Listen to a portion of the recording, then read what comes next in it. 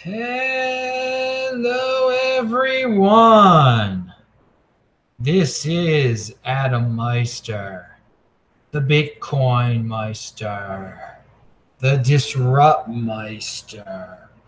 Welcome to the One Bitcoin Show. Today is August the 14th, 2018. What's the shirt say? Strong hand, long-term thinking, deferral of gratification, personal responsibility is the new counterculture. Everything I talk about in this video is linked to below. Check out the links below, disruptmeister.com, t-shirts, Trezor, all sorts of affiliate links below this video. Bitcoin and the Bitcoin Meister channel. This is where the big boys play, baby. Okay. Eric Allen has a tweet out there. Those who do not move do not notice their chains. Be in motion. I like that, man. And once you're in motion, you break those chains, baby. You break those chains. Hey, but if you don't want to be in motion, be a slave. That's it's your choice. Personal responsibility is a new counterculture. Hey, I've been tweeting all day. Stuff like Eric stuff, retweeting it. Wise stuff. Techbalt, TECHBALT is my Twitter handle. And something I tweeted out, JW Weatherman, who's been on the show. You know him. He's great. He's a smart dude. He was on the Tom Woods show talking about Mathbot. Well, congrats to you, JW Weatherman. You're in motion, just like I was talking about above, man. So yeah, he's not just sitting there complaining about the school system, the education system. No, he's out there spreading the good word about Bitcoin, about Mathbot. The Tom Woods radio program was called "How the State Sucks the Life Out of Education and How the Private Sector Just Made a Great Leap Forward in Math." A great leap forward in math. Pound that like button, people, and check out that link below to listen to JW Weatherman on the Tom Woods show. Hey, this laptop that I take all around the world with me, last night at 4 in the morning, it started making all sorts of crazy noises out there. It woke me up. It was basically dead. I was kind of freaked out, but it's back. But guys, you never know when Adam's going to disappear. I try to make a new video every day, but this laptop has me pretty worried. So just wanted to put that out there. It was quite a wake-up call at 4 a.m. last night when my laptop started making weird noises. All right, but I'll get a new one soon. Don't worry. Yeah, I know this thing only cost me $150, and now it's like 2 years old or something. I probably should get a new one.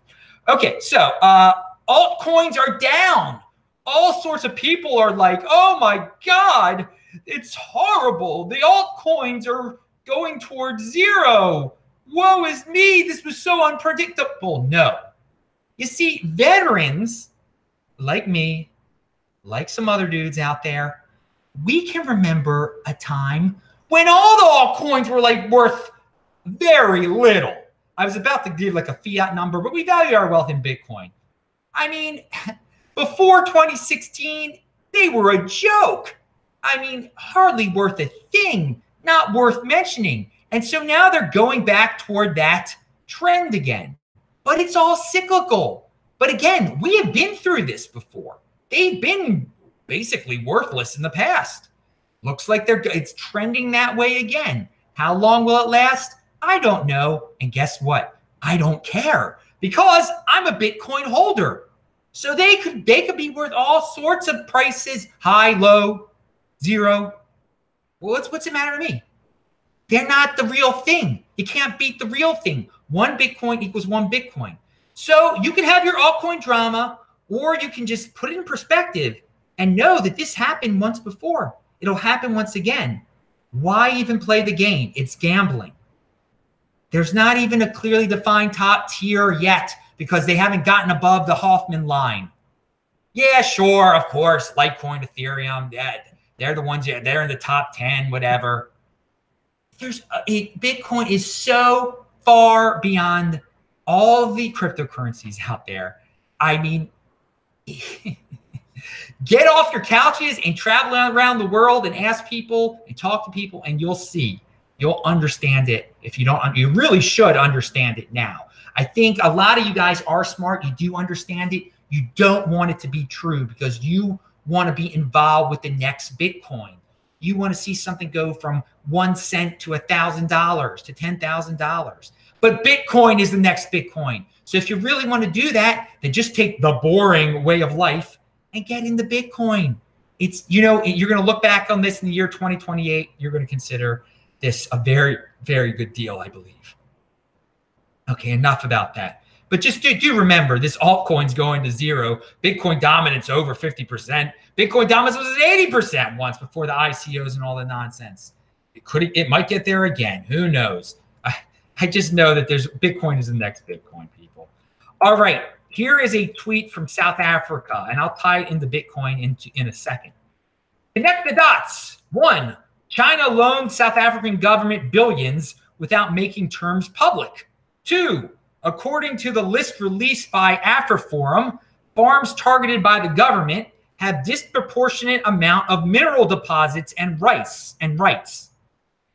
It's for China and company. South African politicians will be rich. Blacks will starve.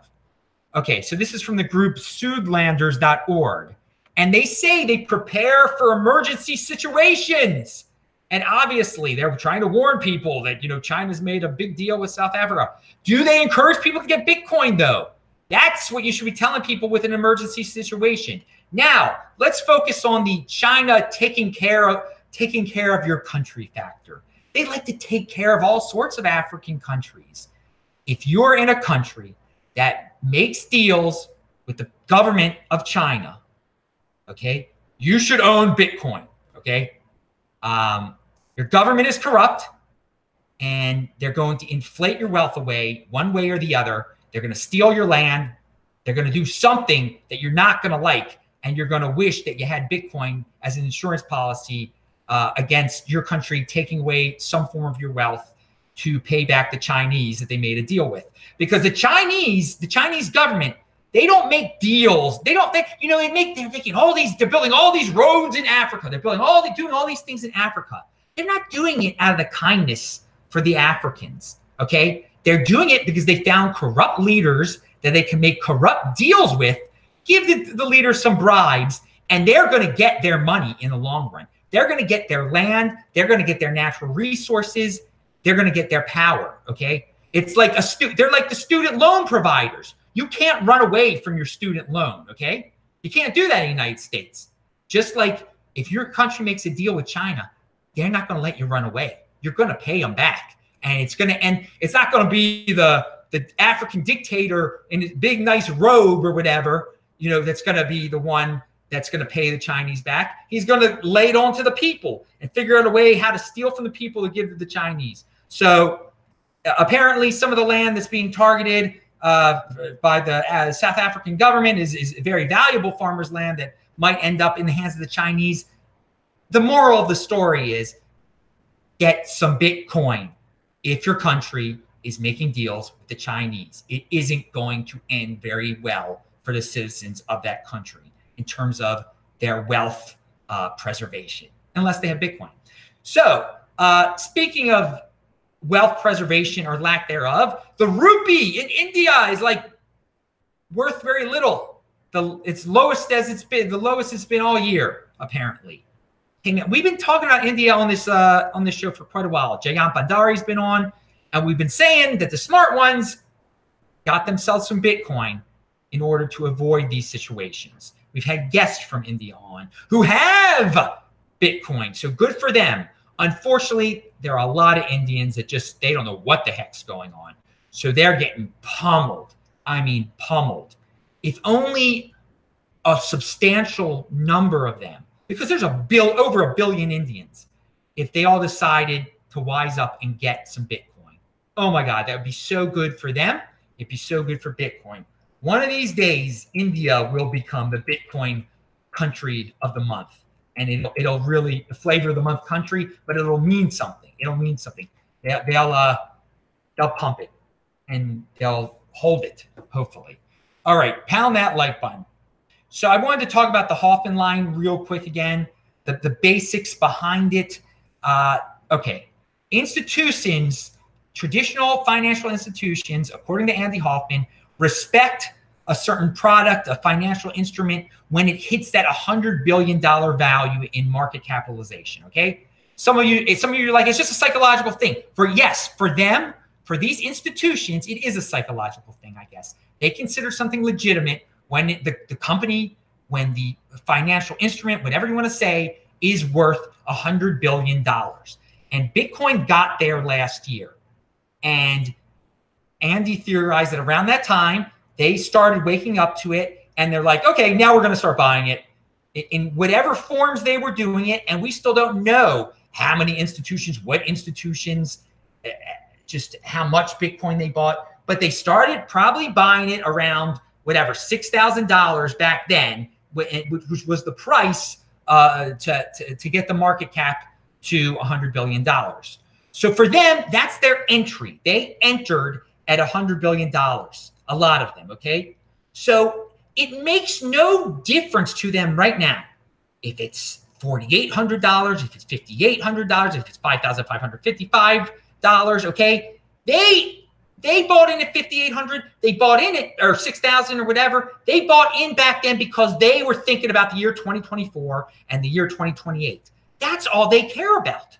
So when it gets back to the level, to their buy-in level, they, and I stress the word they, are just going to keep buying more and more because they don't care. They're not going to wait for it to drop to 4,800. They're going to buy it where they bought in because they know that it's not just one institution that's doing it. It's a bunch of institutions that have this same mindset. So the theory is once it starts dropping to 6,000, 5,900, whatever, that one or multiple ones of them are just like, oh, why not get some more now? Why not get some more? Because we know our fellow institutions are going to buy some more. It'll just go up. We'll get it on sale now. There's no need to wait any longer. This is our buy-in.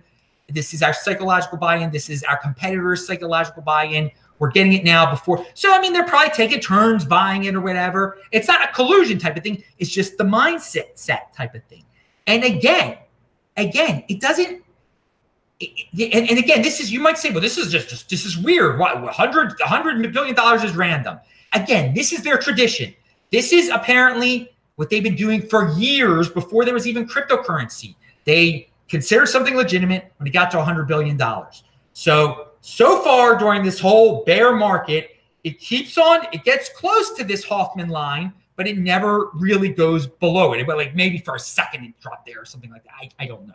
Okay, but you get the point here. You get the point here. They all have a cycle. They all have a mindset. They all have all the money in the world. They don't need to wait for it to get any much cheaper than 5,800 or 5,900. So they buy it up at what they bought in all the. So if you're selling, you're just getting, these guys are just getting more and more and more at this low price. And again, I'm not saying they're not buying it at 10,000. They probably are buying it at 10,000 also.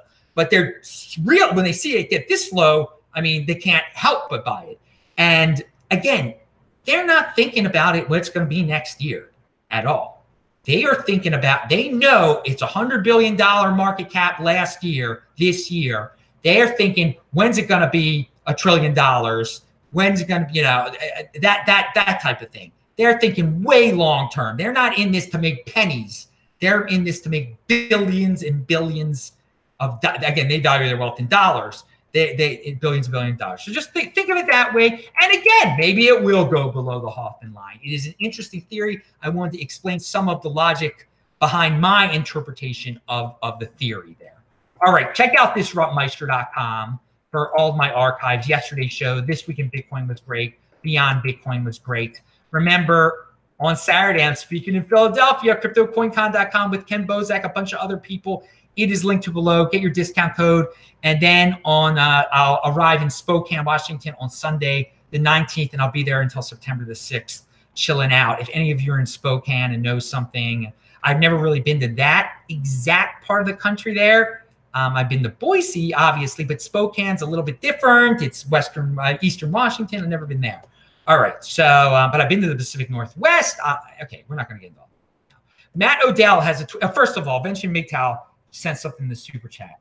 He said, here's $5. Thank you, Venture MGTOW. There seems to be a major floor at 5,900 or so. I suspect the big boys are buying there. Yeah, basically that's the Hoffman line right there. It's a same interpretation right there. All right. Thank you very much, Venture MGTOW. It's a $100 billion market cap for Bitcoin. It's what it translates to.